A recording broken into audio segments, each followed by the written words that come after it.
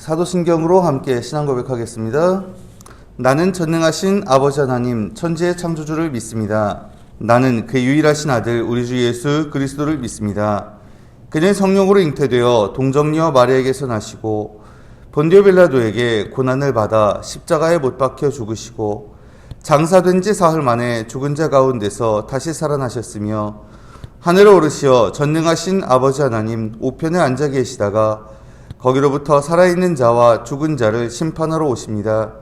나는 성령을 믿으며 거룩한 공교회와 성도의 교제와 죄를 용서받는 것과 몸의 부활과 영생을 믿습니다. 아멘.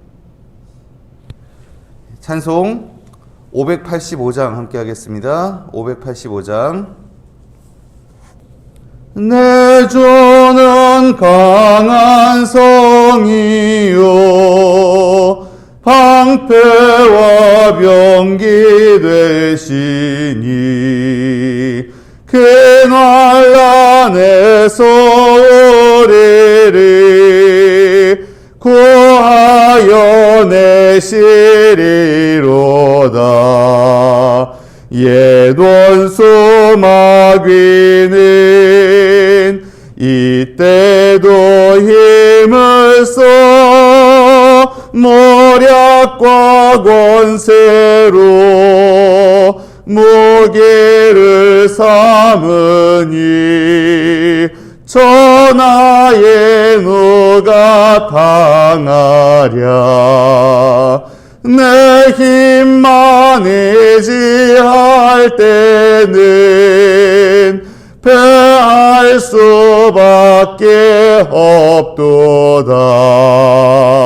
힘 있는 장수 나와서 날 대신하여 싸우네.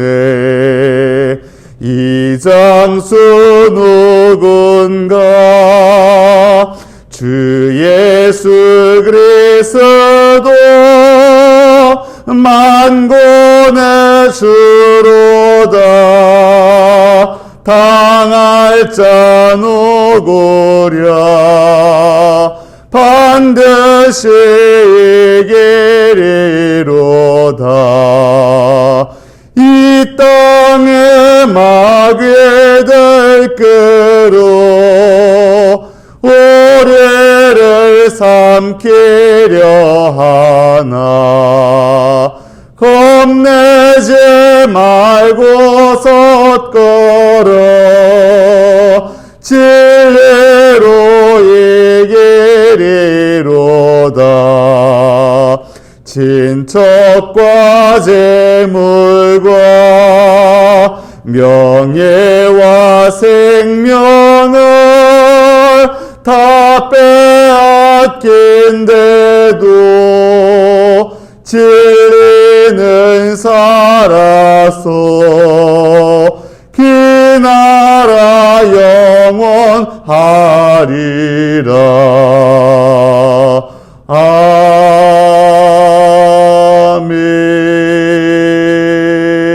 아멘. 말씀 보겠습니다. 요한계시록 13장, 신약성경 411페이지 요한계시록 13장 함께 읽겠습니다. 요한계시록 13장 말씀 우리 함께 봉독합니다. 내가 보니 바다에서 한 짐승이 나오는데 뿔이 10이요 머리가 7이라. 그 뿔에는 10왕관이 있고 그 머리들에는 신성모독하는 이름들이 있더라. 내가 본 짐승은 표범과 비슷하고 그 발은 곰의 발 같고 그 입은 사자의 입 같은데 용이 자기의 능력과 보좌와 큰 권세를 그에게 주었더라.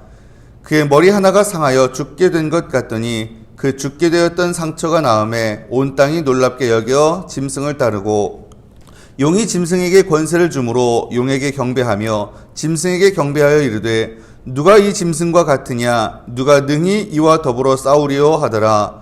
또 짐승이 과장되고 신성모독을 말하는 입을 받고 또 42달 동안 일할 권세를 받으니라.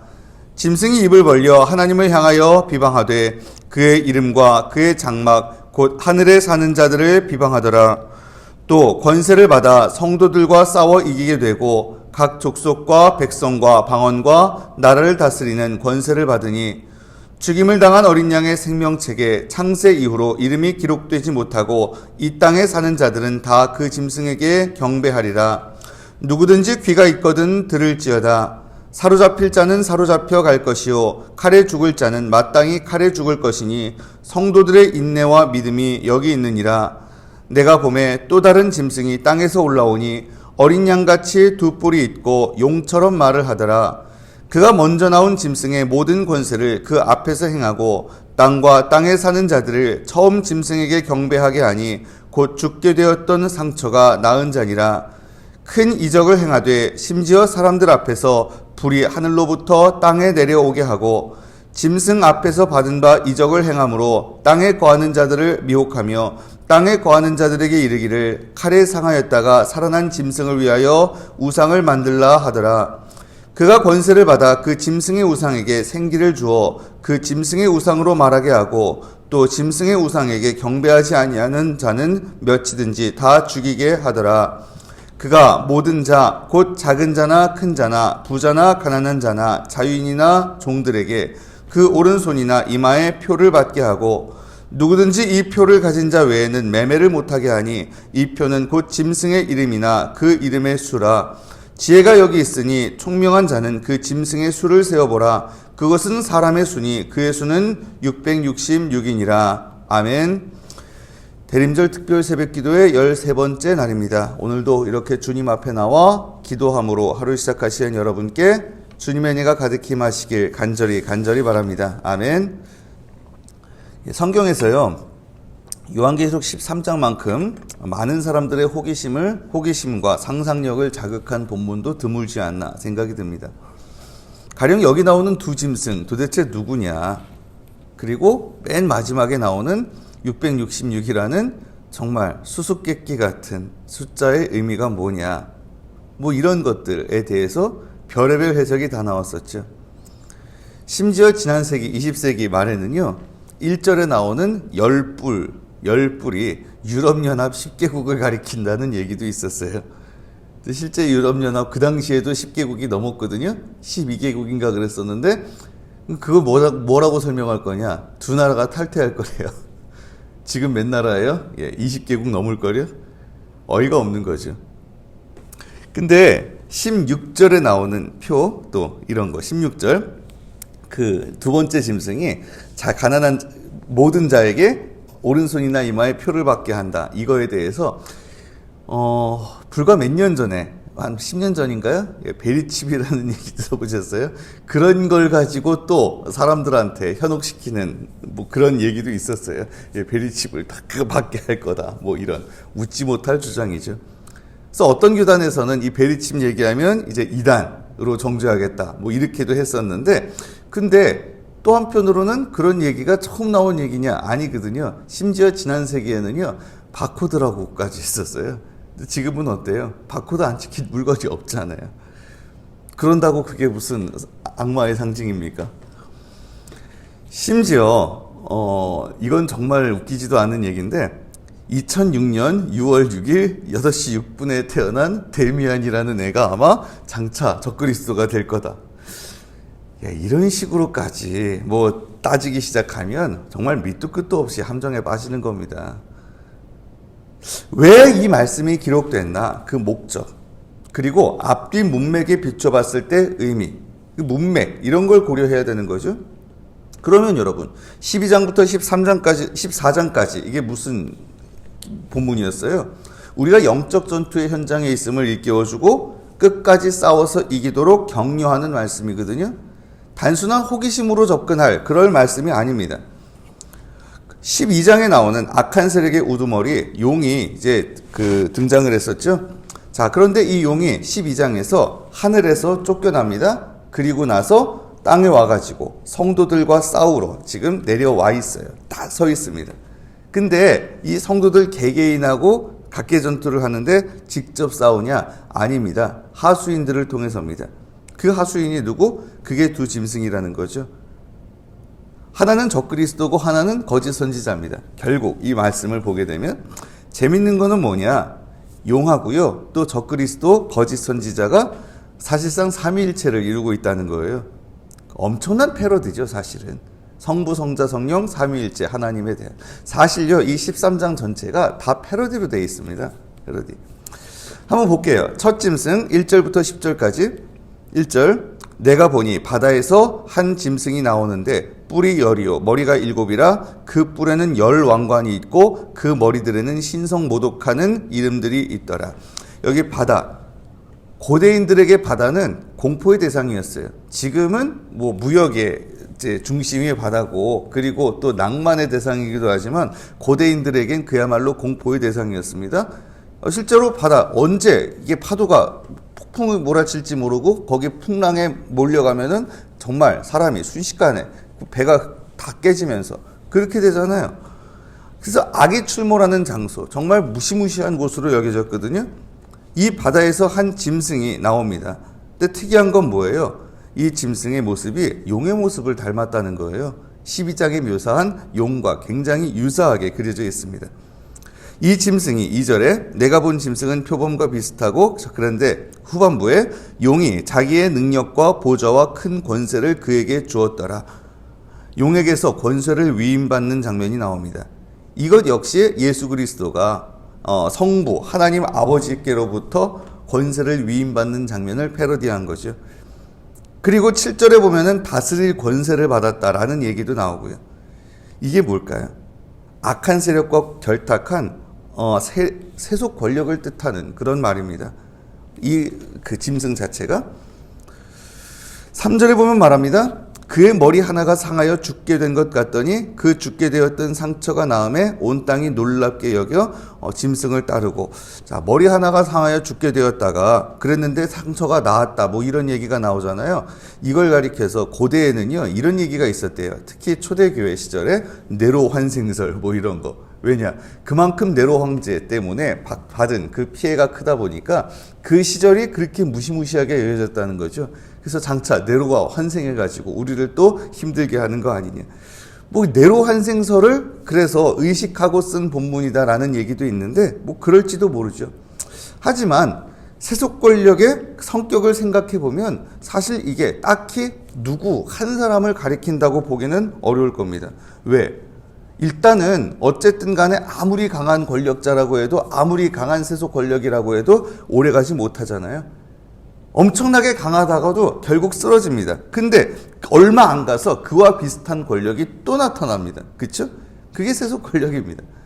자, 그러면 이 짐승이 하는 일은 뭐예요? 계속해서 말합니다.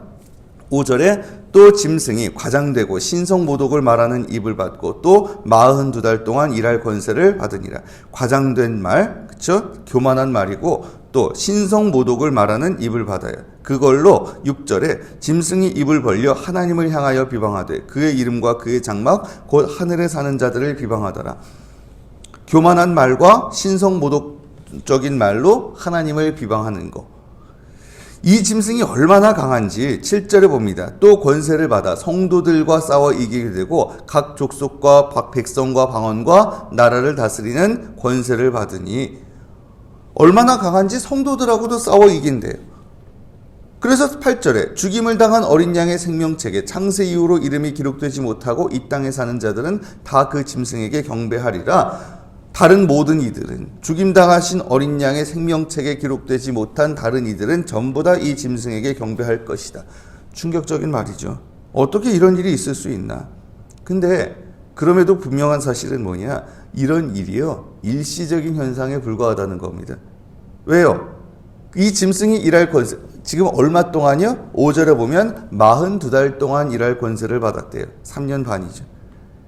3년 반 잠깐 동안만 그랬다가 결국 마지막에 웃는 자는 누구다? 교회와 성도들이다. 그러면 성도들이 할 일은 뭐예요? 10절 말합니다. 사로잡힐 자는 사로잡혀 갈 것이요 칼에 죽을 자는 마땅히 칼에 죽을 것이니 성도들의 인내와 믿음이 여기 있느니라. 인내와 믿음으로 이 시련을 극복해 나가는 것. 그래서 끝까지 믿음을 지킬 때 마지막엔 승리할 것이다. 자, 11절부터 이제 두 번째 짐승이 언급됩니다. 18절까지. 이거는 자세히 보면 거짓 선지자를 뜻한다는 걸 알 수 있어요. 자, 11절 말씀합니다. 내가 봄에 또 다른 짐승이 땅에서 올라오니 어린 양같이 두 뿔이 있고 용처럼 말을 하더라. 어린 양같이 두 뿔이 있대요. 얼핏 보면은 그분을 닮은 것 같아요. 근데 누구처럼? 용처럼 말을 한다. 본질은 누구에게? 용에게 속한 자라는 거죠. 그리고 그가 하는 일은 뭐예요? 12절입니다. 그가 먼저 나온 짐승의 모든 권세를 그 앞에서 행하고 땅과 땅에 사는 자들을 처음 짐승에게 경배하게 하니 곧 죽게 되었던 상처가 나은 자니라. 첫 번째 짐승한테 종교적인 충성심을 바치게 하는 거, 이게 두 번째 짐승이 하는 일입니다. 그래서 13절 이하에 보면은 수많은 이적을 통해서 사람들을 미혹한다라고 나와 있죠. 큰 이적을 행해서 불이 땅에 내려오게 하고 짐승 앞에서 받은 바 이적을 행하고, 그래서 땅에 거하는 자들을 미혹하며 땅에 거하는 자들에게 이르기를 칼에 상하였다가 살아난 짐승을 위하여 우상을 만들라 하더라. 그가 권세를 받아 그 짐승의 우상에게 생기를 주어 그 짐승의 우상으로 말하게 하고 또 그 짐승의 우상에게 경배하지 아니하는 자는 몇이든지 다 죽이게 하더라. 그래서 첫 번째 짐승의 우상한테 절하게 했다. 이건 요한계시록을 처음 읽던 독자들한텐 1세기 AD 90년대 그 자기가 신이라고 주장했던 도미티아노스 황제의 우상 앞에 막 억지로 절해야 됐던, 그걸 강요하던 그 장면을 연상케 했을 겁니다. 자, 그리고 계속해서 말합니다. 그들이 또 뭘 해요? 표를 찍어주더래요. 16절부터. 그가 모든 자, 곧 작은 자나 큰 자나 부자나 가난한 자나 자유인이나 종들에게 그 오른손이나 이마에 표를 받게 하고 누구든지 이 표를 가진 자 외에는 매매를 못하게 하니 이 표는 곧 짐승의 이름이나 그 이름의 수라. 여기 표를 찍어주는 거, 이것도 역시 패러디입니다. 뭘 패러디한 거겠어요? 전에 뭐가 나왔었어요? 하나님의 백성들에게 인을 치는 장면이 나왔었잖아요. 그거를 패러디한 거죠. 흉내낸 거.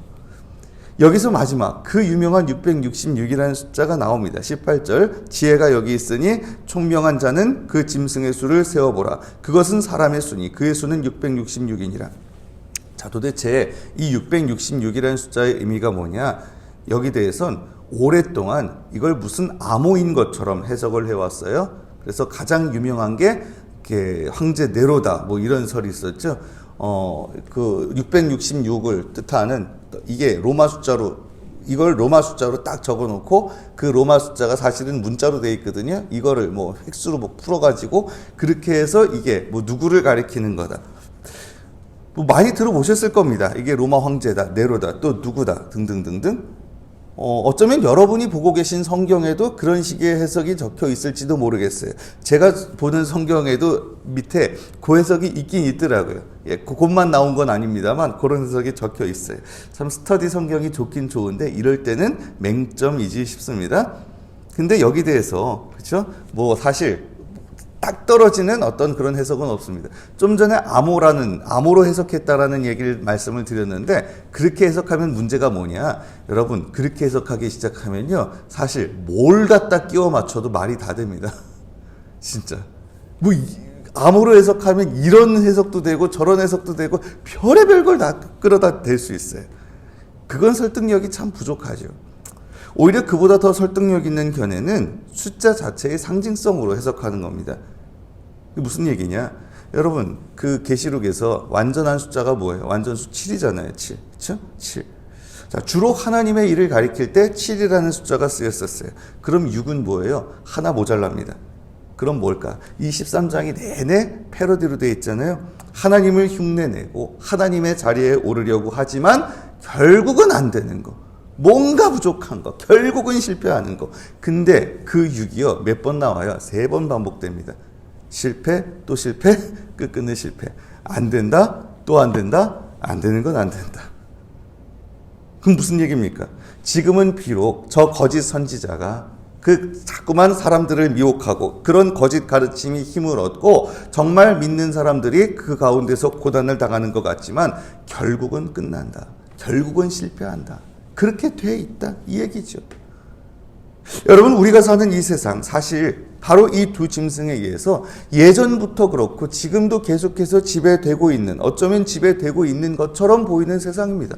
이게 마지막 때 언제 가서 이런 짐승이 나올 거다 이렇게 얘기할 것도 없어요. 계속 그래 왔어요. 이거는 꼭 정치 권력만을 생각할 것도 아닐 수 있습니다. 어쩌면 이 시대엔 그게 경제 논리일 수 있어요.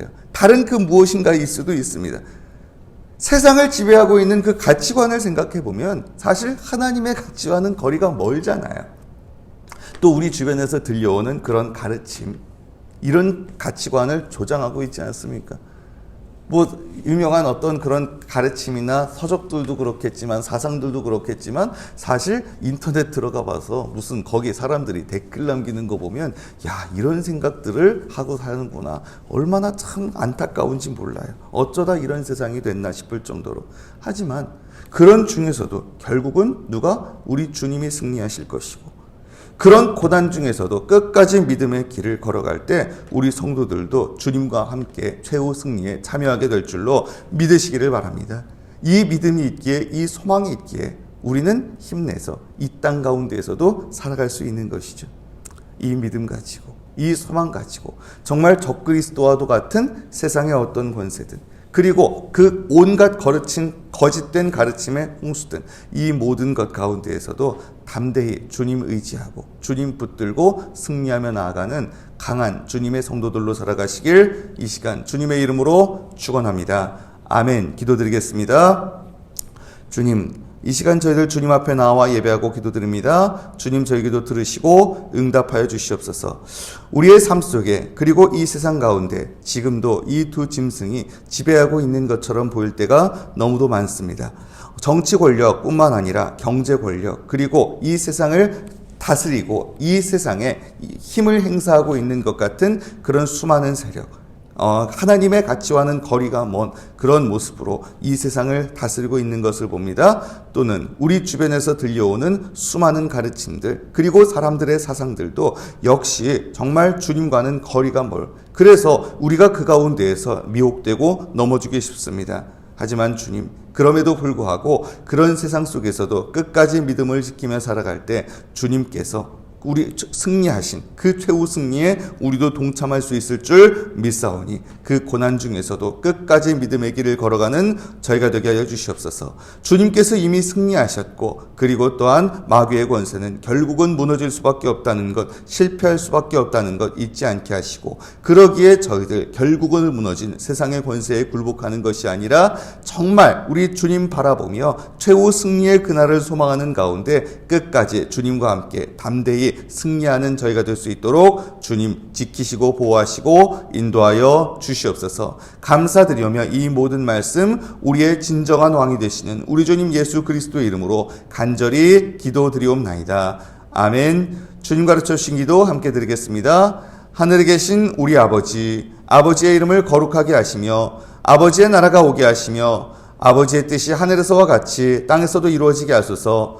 오늘 우리에게 일용할 양식을 주시고 우리가 우리에게 잘못한 사람을 용서하여 준 것 같이 우리 죄를 용서하여 주시고 우리를 시험에 빠지지 않게 하시고 악에서 구하소서. 나라와 권능과 영광이 영원히 아버지의 것입니다.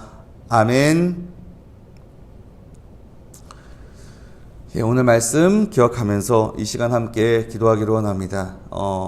정말 이 세상 가운데에서 이 두 짐승에게 의해 지배되는 것 같은 그런 세상이라 할지라도 거기서도 우리 믿는 성도들이 끝까지 우리 주님 붙들고 나아갈 수 있도록, 결국은 이 세상의 권세는 실패할 수밖에 없고 우리 주님이 승리하실 것을 믿기에 그 믿음으로 우리가 담대히 이겨나가길 원합니다. 이런 소망을 가지고 함께 나아갔으면 합니다. 계속해서 여러 가지 또 기도 제목들이 있는데 그 중에서도 오늘은 특별히 어떤 세상의 사상과 문화, 어떤 그 정치 권력이라든가 지도자들 위해서 전에 기도를 드렸었죠. 그분들이 주님 앞에 바로 서는 것도 또 중요한데, 오늘 말씀에 나온 것처럼 이제 후반부에 그 적그리스도뿐만 아니라 거짓 선지자로 대비될 수 있는 종교뿐만 아니라, 그렇죠? 어떤 그 사상이라든가 요즘은 문화라든가 이런 거가 또 문제가 아닐까 싶어요. 그래서 결국은 그 가운데에서도 우리 주님께 합당한 그런 가치관, 우리 주님께서 기뻐하실 만한 그런 사상, 그런 문화, 그런 것들이 계속해서 또 자리 잡을 수 있도록, 그리고 그 역할을 수행하는 분들, 뭐 요즘은 뭐 개인적으로 그 혼자서도 인플루언서로 얼마든지 뭘 만들어내고, 그런데 그런 분들 도 역시 우리 주님께서 그쵸? 그 마음을 잡아주셔서 정말 이 세상의 문화가 온전히 주님께 합당한 모습으로 설 수 있도록 위해서 우리가 집중적으로 함께 기도했으면 좋겠습니다. 계속해서 여러 가지 각자 기도하고 있는 제목들이 있을 겁니다. 그 모든 기도 제목 놓고 주님 앞에 간절하게 나아가신 후에 자기의 자리로 돌아가시기를 바랍니다. 함께 기도드리겠습니다.